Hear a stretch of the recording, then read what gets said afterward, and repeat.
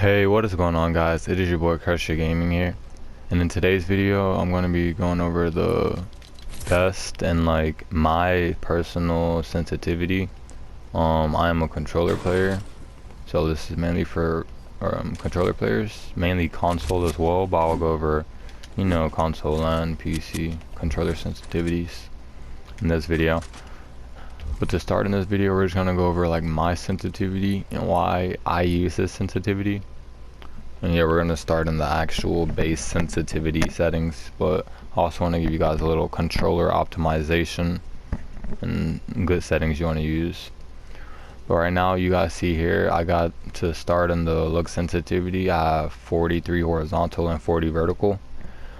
Basically, I'm towards the lower sense. Most people are anywhere between 40 and 50, like the average for the pros.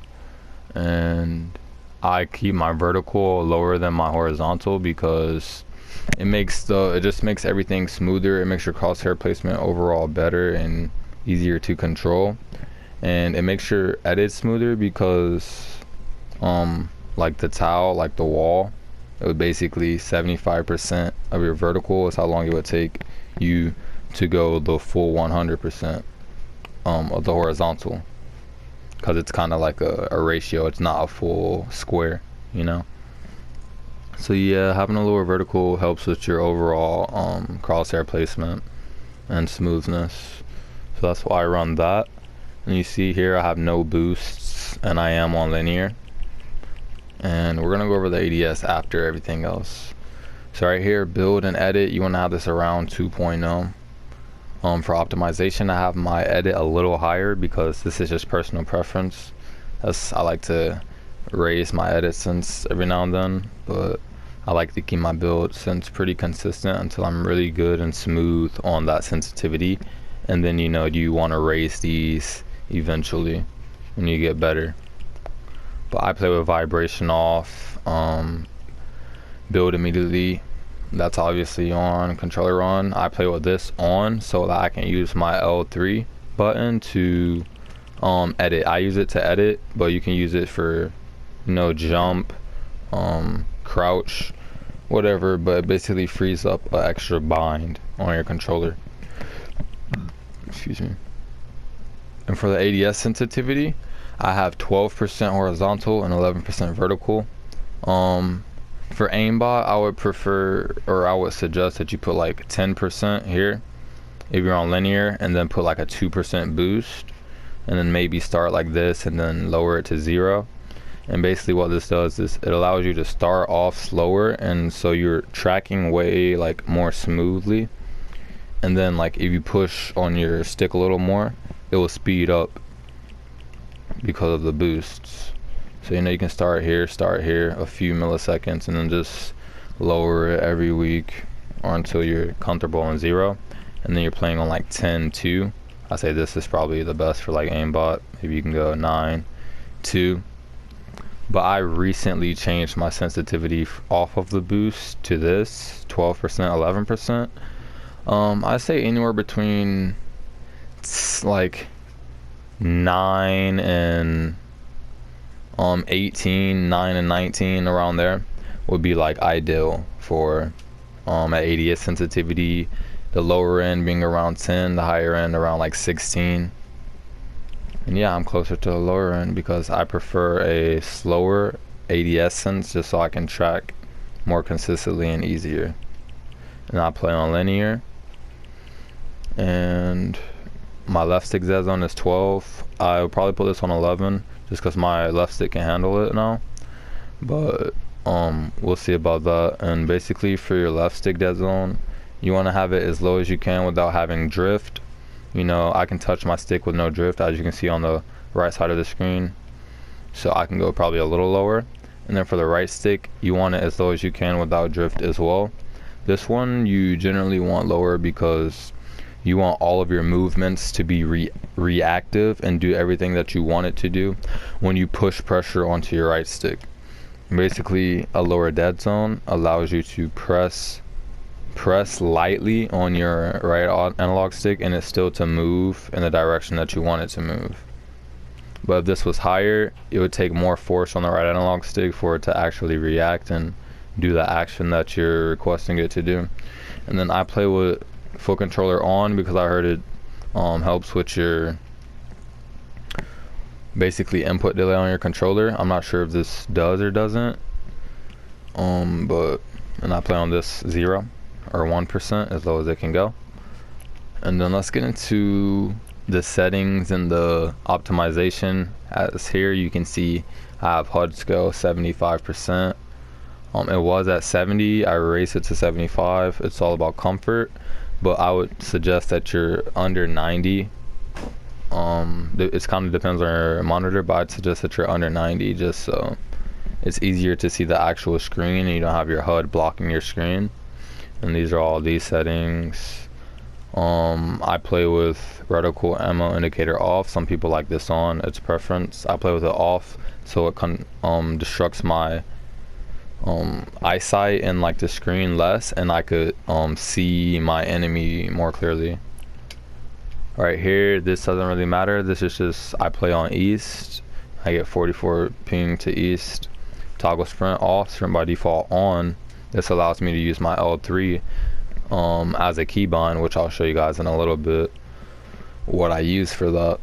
And then sprint cancels reloading. I have this off because I want to be able to sprint and reload at the same time. Auto open doors is preference. I have it off. It would be probably an optimization to turn it on just so you could open doors when you accidentally edit them, when you're trying to go for an arc edit. But I use it off for now. And hold to stop pickup, I have that off. Toggle targeting off. You want this off because if it's on, you'll have to basically press the button each time that you want to stop ADSing or start ADSing.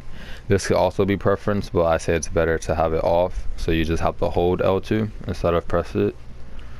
And right here, mark danger when targeting on. It's just helpful. Auto pick up weapons is off. Auto conserve moves to right is on.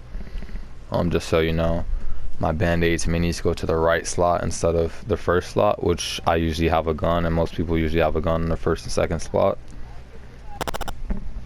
Yeah, so confirm edit on release does help if you know how to use this and you're not very comfortable on double edit binds. Basically, this allows you to press one less button when you are editing to complete the edit. Contextual tips, I have that on. This doesn't really matter. It's for new players, as it says at the top and the right. And invert view, I play with this off because, you know, I don't like to press down for it to look up. This kind of throws me off, and I suggest that you leave this off as well. Some people play with this on and they're cracked with it. That's like good for them, that's their preference, but I would say to leave it off for optimization. And then this is on.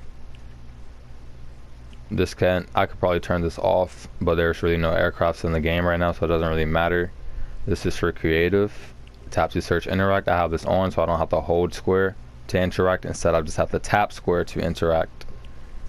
I have all of my replays off just to get more consistent frames when I'm playing in game.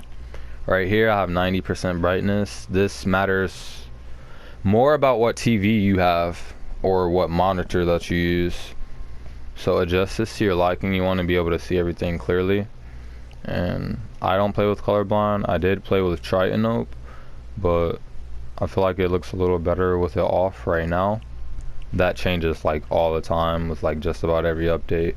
Motion blur I have off. Show FPS I have on just because I like to see how many frames I'm getting. This is all preference right here. Yeah, that's how that screen looks. So the next section we have like the audio. This is just so I'm not distracted. I keep these low. Sound effects and voice chat high because those are the more important ones here. You want to be able to hear like all the sound effects in the game, and you also want to be able to hear your friends or whoever you're playing with. So I leave this on high, like 90% to 100%. And then 3D headphones. 3D headphones, if you have a good headset, I would suggest that you use this, but I use visual sound effects, and this kind of also changes your audio. A lot of people don't know about that. It changes it to a mono, which basically means you can hear the people on your right a little more distinguishably and the people on your left more distinguishably. But with 3D headphones, it's kind of like as it sounds, you hear them wherever they are. That's kind of how you'll hear them. But this only works with a really good headset, and when you have this off, these two kind of cancel each other a little bit. It gives you the best of both worlds if you play with them on, but it's kind of like not as good if you just play with one on. So I use visual sound effects because I've used that for a while, and it seems to help me.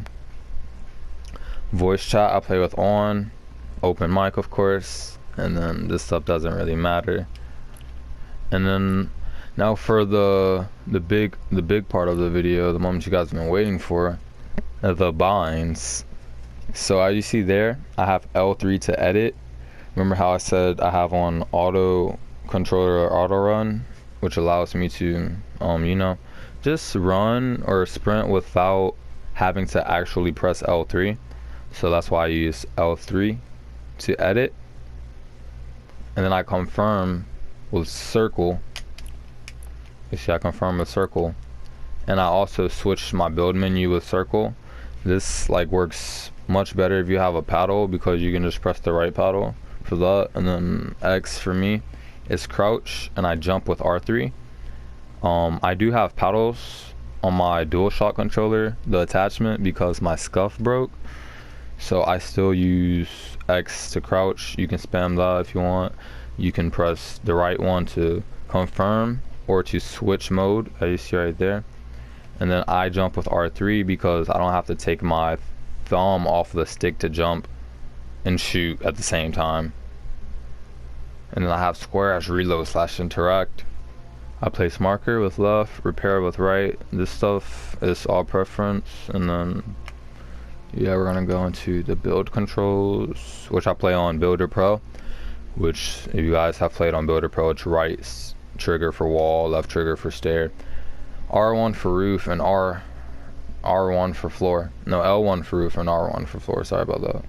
And my trap picker / place is square. Their only trap in the game right now is bouncers. Fire traps are kind of not very useful. You can't use them if you want.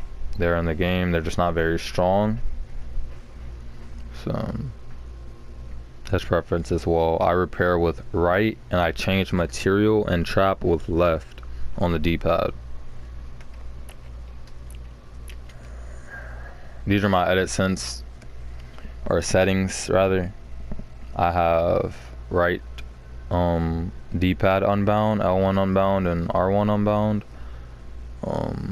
And then I select with R2 and I reset with L2, just so I can have like instant resets. And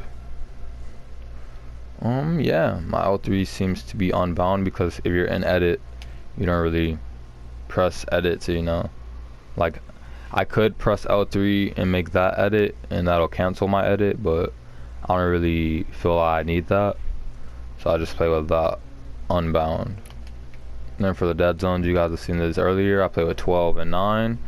And yeah, that's basically my sensitivity, my optimization tips. And hope you guys enjoyed the video. It's been your boy Crusher. Please like, comment, and subscribe to the channel if you're new and you enjoy my content. With all that out of the way, I will see you guys in the next video. Peace.